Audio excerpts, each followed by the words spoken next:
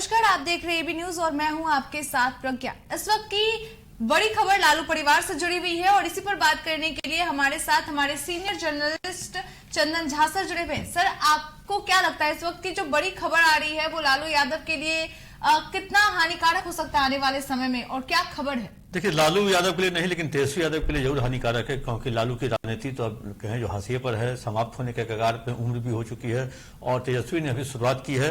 Land for job मामले में ED ने 11 लोगों के खिलाफ चार्जशीट दाखिल किया है और 1000 पन्ने का चार्जशीट है, जिसको साउथ कहें जो राउज एवेन्यू कोर्ट में दाखिल किया गया है। और 13 अगस्त को इस चार्जशीट के बाद उस पर बहस होगी और बहस के बाद क्या निकल के सामने आता है वो आगने वाला 13 अगस्त बताएगा, क्योंकि 15 अगस्त के बाद तेजस्वी यादव यात्रा पर निकलने वाले हैं, राजनीतिक यात्रा है। उसके पहले कहें जो ईडी के चार्जशीट पर सुनवाई होनी है।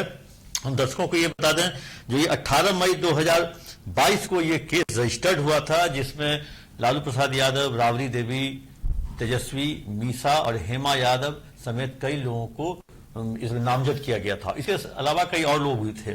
इसमें 2 गिरफ्तारी, बहुत महत्वपूर्ण गिरफ्तारी भी थी। एक जो कहें जो लालू यादव के खासम खास थे भोला यादव, और एक अमित कात्याल, इन दोनों की गिरफ्तारी हुई थी।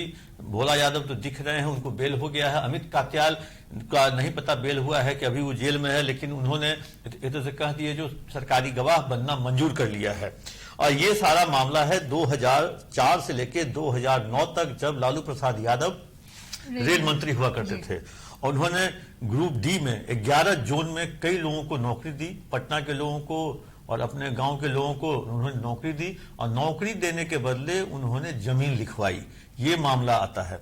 और इसमें वो जिन लोगों को नौकरी दी गई, उन लोगों को सीबीआई ने जब पकड़ा तो वो सरकारी गवाह बन गए। उन्होंने कहा जो हाँ, हमने जमीन दी है तो उसके बदले मुझे नौकरी मिली है। और कहें जो ये सारा मुंबई, जबलपुर, कोलकाता, जयपुर, हाजीपुर, इन जगहों पर इस तरह की नौकरियां बांटी गई। और इसके बाद कहें जो कोर्ट में सुनवाई भी है 13 अगस्त को, और ये बहुत बड़ा मामला है। और इसको लेकर के सीबीआई और ईडी ने रेड भी किया था। इसी को लेकर के नीतीश कुमार ने एक बार तेजस्वी को 2017 में निकाला भी था मंत्रिमंडल से। इसको लेकर के कहीं ना कहीं राजनीति अब होगी, क्योंकि अब चार्जशीट हो गया है। चार्जशीट के बाद अब क्या ईडी आगे की कार्रवाई करती है, क्योंकि ईडी और सीबीआई दोनों इस मामले को देख रही है। और ये मामला बहुत ही पेचीदगी वाला मामला हो गया है, क्योंकि जिन लोगों ने जमीन दी, जिन लोगों ने नौकरी पाई, उन्होंने ही ईडी और सीबीआई के सामने सब कुछ कच्चा चिट्ठा खोल दिया है। और अभी उस पर अब देखिए जिस तरह से चार्जशीट हुई है, उसके बाद से राजनीतिक बयानबाजी भी शुरू होगी। सम्राट चौधरी ने साफ तौर पे कह दिया, डिप्टी सीएम सम्राट चौधरी ने, जो चोरी करेगा उसके खिलाफ चार्जशीट तो दायर होगा ही। तो अब धीरे धीरे ये जो समाचार है ये राजनीतिक गलियारों में पहुंचेगी, और उसके हिसाब से लोग अपने हिसाब से इसकी व्याख्या करेंगे, राजनीतिक लोग अपने हिसाब से व्याख्या करेंगे। लेकिन एक चीज आपको बता दें, राजनीतिक जो इनकी यात्रा होने वाली है अगस्त में, उसके ठीक पहले इस तरह का जॉब लैंड फॉर जॉब मामले में जो चार्जशीट दाखिल किया गया है, वो कहीं ना कहीं तेजस्वी को परेशानी में डाल सकता है। क्योंकि तेजस्वी पूरी तरह से इसमें, क्योंकि कुछ जमीनें मीसा भारती के नाम पे शिफ्ट हैं, कुछ जमीनें हेमा यादव के नाम पे ट्रांसफर है, कुछ तेजस्वी यादव के नाम पे हैं।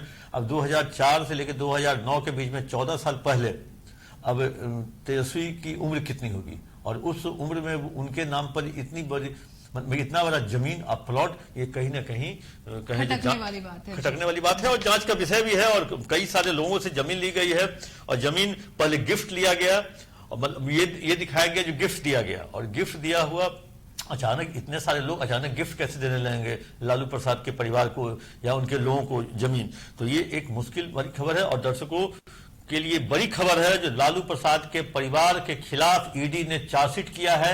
1000 पन्ने का चार्जशीट है, और ये चार्जशीट दिया गया है राउज एवेन्यू कोर्ट में, और ये वहां पे 13 तारीख को सुनवाई भी है।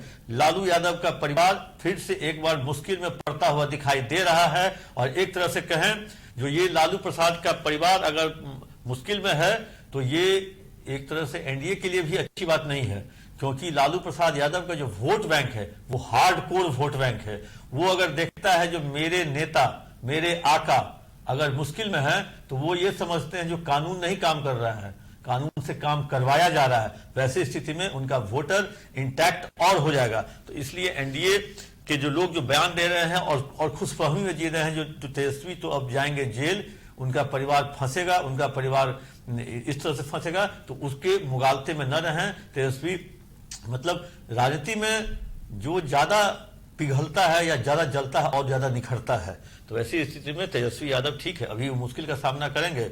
कोर्ट में उनकी पेशी होगी, कोर्ट में पेशी हो सकता है, कभी गिरफ्तारी भी हो सकती है, और विधानसभा चुनाव आने में अभी 1.5 साल है।